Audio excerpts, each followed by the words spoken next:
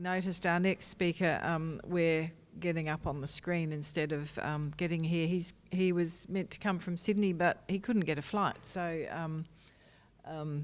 it's Dan Sturrock from the Australian Renewable Energy Agency. So this session is about some tools to use in developing projects, and he's going to be speaking about funding opportunities. He'll also speak about the Clean Energy Finance Corporation, and they've got a specific bioenergy fund.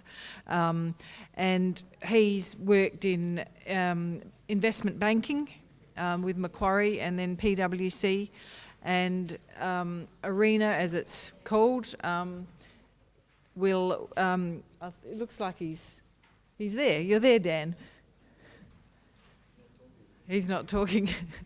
Mary, do you know? Do we have to? Okay, so hopefully the technology will work, and you can actually ask him questions. I think we have a microphone that will help do that. So we'll see how we go. So over to you, Dan. And I think, just so you know, Dan, everyone has a hard copy of your presentation on the tables. Hopefully everybody can hear me. I couldn't hear you that clearly. I'm not sure if it was Catherine speaking then. But I'm here via Skype. And sorry I couldn't be there in person. Would have really loved to have been there, but left the arrangements a bit late and wasn't able to make the travel work. So hopefully it's been a really interesting morning. I look forward to hearing all about it. But just wanted to briefly take you through an introduction to ARENA and touch on what we're doing in the bioenergy space, and hopefully, I guess, make that a constructive part of the day so you can approach ARENA at the appropriate time with any projects that you want us to consider. Can you hear me quite clearly, or is there a bit of an echo? We can hear you. Can you hear us? Yeah.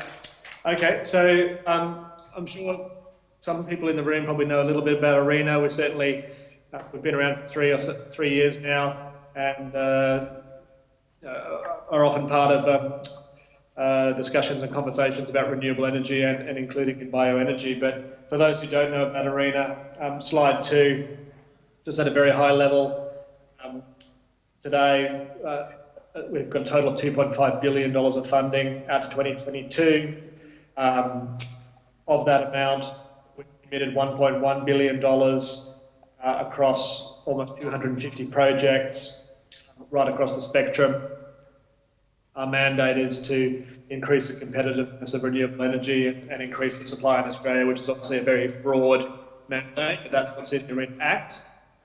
And then beneath that, we have a range of priorities and strategies, which I'll touch on. We've also got a mission to share knowledge in the industry, and that's really, for us, the trade-off. Being a grant provider, we expect our projects to be generous in sharing knowledge to help others move forward and commercialise technologies and business models quickly than they otherwise would. So moving on to page 3, some recent announcements, sort of bringing people up to speed with the state of play with ARENA and also other related matters. So on the 23rd of March, just a couple of months ago, there was an announcement that the federal government wanted to retain ARENA and the Clean Energy Finance Corporation, which was obviously good news.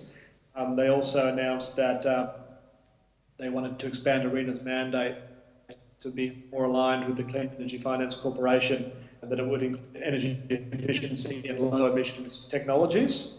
Both of those things can be done by regulation, which doesn't require Parliament to approve any changes to legislation. They also announced in that policy update that they saw ARENA going forward investing via more commercial forms of funding, debt and equity under the Clean Energy Innovation Fund, which would be a new entity which would be jointly managed by the ARENA and the CEFC. That entity should be up and running in July so pretty soon. However, I guess the next announcement wasn't so positive, which was that the government still to retain a savings, which was announced in the 2014 budget of $1.3 billion, and that would still require a legislative change, which date hasn't occurred due to the upper house not supporting that. So the outcome of that will be dependent on the outcome of the election. Subsequent to this announcement, the new board was announced in the middle of April. So we've got 6 new directors. It's a very experienced board, which we're now working with in a business as usual way. The changes to the regulation haven't yet gone through, so but we expect that to go through very shortly. Subject to any change in the ARENA Act in relation to funding, we'll continue on as we did before with the new board. The next page, slide 4, just gives a bit of an overview of ARENA's role along with the CFC and legislative arrangements. ARENA participates and invests from late stage R&D, so working with universities on technologies that could be still 10 years away from commercialisation, all the way through to large-scale deployment projects, with the most obvious example being large-scale solar PV. But the technology is very much proven and bankable and relatively simple, but a grant is still required to make projects commercially viable against wind energy. And we invested in everything in between, so pilot projects, demonstration projects, studies, mapping, all sorts of things. And I guess in bioenergy, which we'll come to, we've certainly done work in the early stages of technology. We've done desktop studies, also supported pilot projects and feasibility studies. Haven't invested anything in bioenergy yet, which would be sort of category of large-scale deployment yet. And so we work closely with the CFC, who obviously work very much at the commercial end of large-scale deployment and more technologies. The CEIF, the new entity, is to sort of push I guess the CEFC box further to the left and invest in an earlier stage and higher risk technologies. So moving on to slide 5, ARENA's role.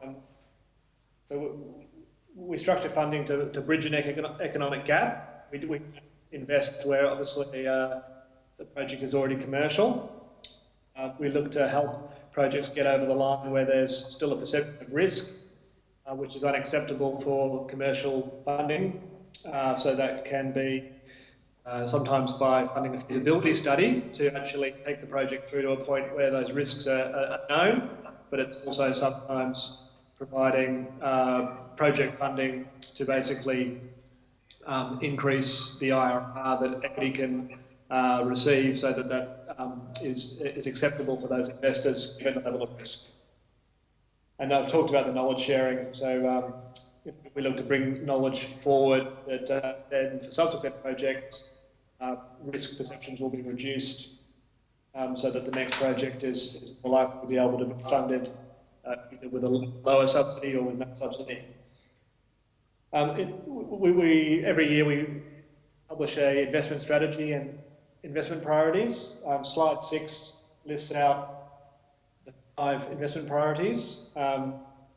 Integrating renewables into the grid, which is really technology agnostic, so that's integrating solar, integrating wind, integrating distributed energy, could be integrating bioenergy into the electricity network as well.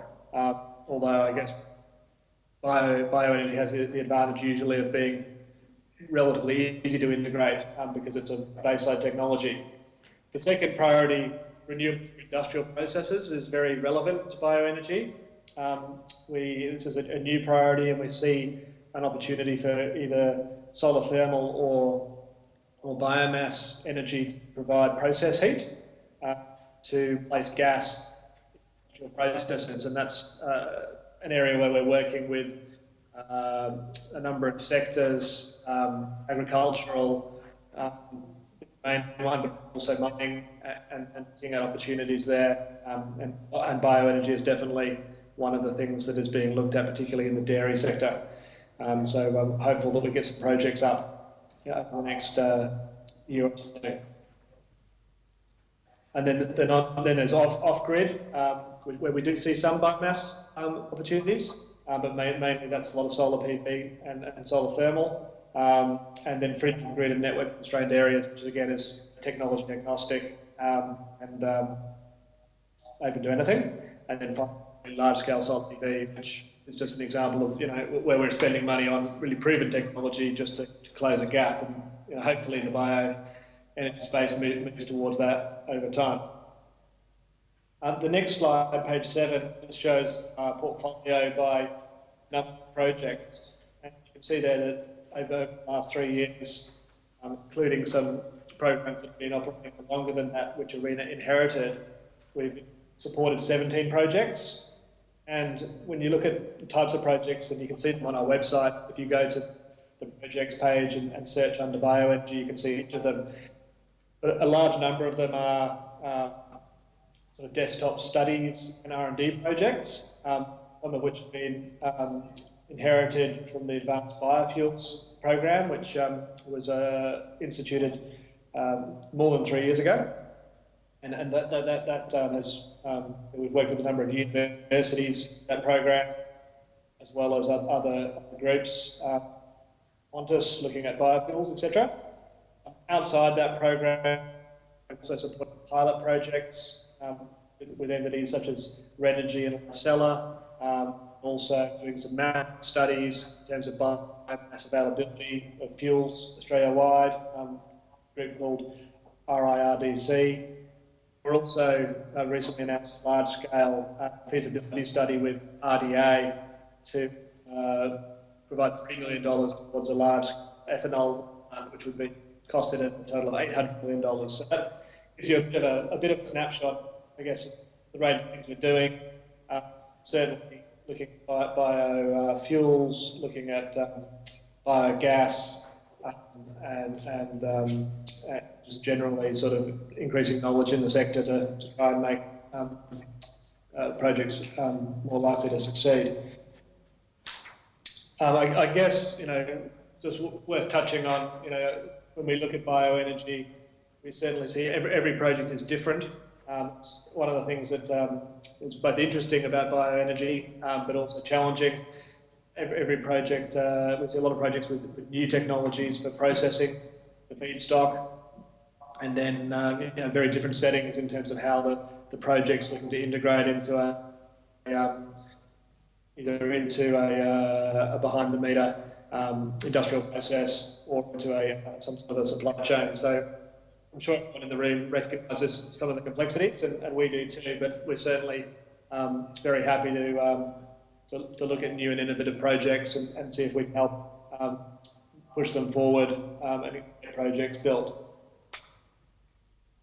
Slide 8, we just sort of drilling down into sort of bioenergy specifically, how we call it an investment focus area, so it's a specific priority. When we're looking at bioenergy, biofuels, there's a few points here which I don't think will surprise anyone. Sort of challenges that we see, the types of areas of interest, waste to energy, trying to take feedstocks that have low value and turn them into high value products.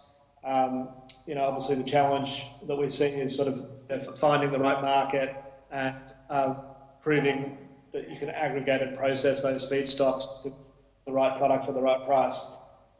Biofuels is kind of a variation of the same thing. I guess some other challenges around the I guess the market and the products. So that's a bit of an overview. Happy to take questions if there are any. Probably don't want to hear too much of the generic, so I'm happy to take questions if there's any follow-up questions on those slides. No problem, and apologies again for not being there in person, and look forward to hearing about the outcomes of the day, and hopefully hearing from some of your participants over the coming weeks and months.